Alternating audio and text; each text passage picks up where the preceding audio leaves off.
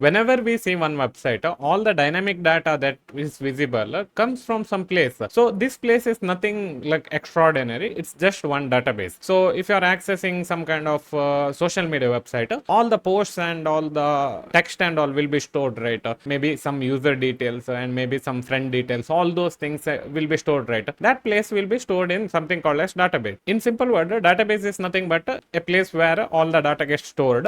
The main speciality of this particular database is you can always retrieve the data in proper structured way, meaning if you want to get certain data, you can always use one query language in order to query whatever the data you want to get from that particular database. So this is the difference between like one database and one normal storage place, something like one folder structure where all the folders will be stored and there is no some structure. You can create whatever you want to create. Whereas in database, everything will be stored in proper structured way. Even if it is not stored properly in database in structured way, it will be stored in your program in structured way. For example, some database will be there which doesn't need to have proper structure, but your application will give proper structure to that particular database. So obviously it's just difference between one structured database and a non-structured database, but either way they are just databases. Second thing I want to mention in this particular video is where exactly it is being used. So I just said that it's used for getting dynamic data, but where exactly this database will be used? This database will be used in something called as one backend. So in this particular backend, whatever the things which needs to be shown to the front end user, it will be fully hidden and you control what needs to be shown to the front end user. So that's why this database actually fits in the backend itself, so that whatever the secret data that is present on the database, that gets protected by some authentication and authorization in the backend language.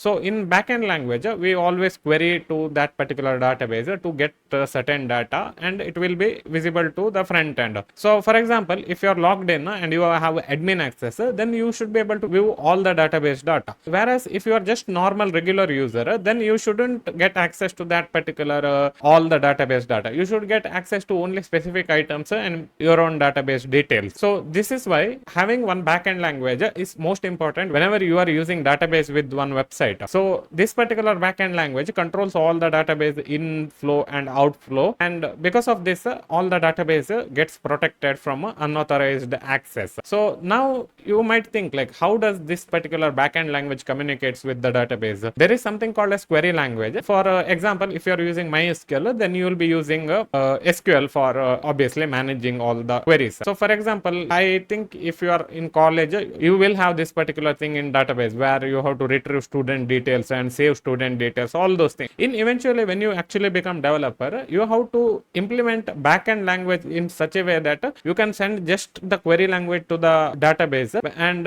whatever the front end user gives the information, you have to intercept in the backend and you have to send the actual query language to the backend in order to create the users, maybe delete the users or maybe select the user. So this is how database is used with the backend language. If you want to become a backend web developer, then learning database is really important concept. And obviously if you are in college or something like that, they'll be teaching you SQL and MySQL DB, and perhaps if you want to learn something different, you can learn MongoDB. By learning this particular technology, that is database, you will be able to build backend application, as well as if you want to become a full stack developer, then database plays like really important role in this particular thing. So if you want to learn this database and all these things, then obviously you are trying to get into backend language. This particular backend lets you control whatever the data present on the backend database. That's why learning database with some kind of backend language will give you nice overview of where exactly this particular technology is being used. But when you are learning it in the college, you will be just writing the SQL query, but in real world you will be using it with the backend only. So that's it for this video, guys. If you like this video, don't forget to hit that like button and don't forget to subscribe to my channel, and see you in the next video. Bye bye.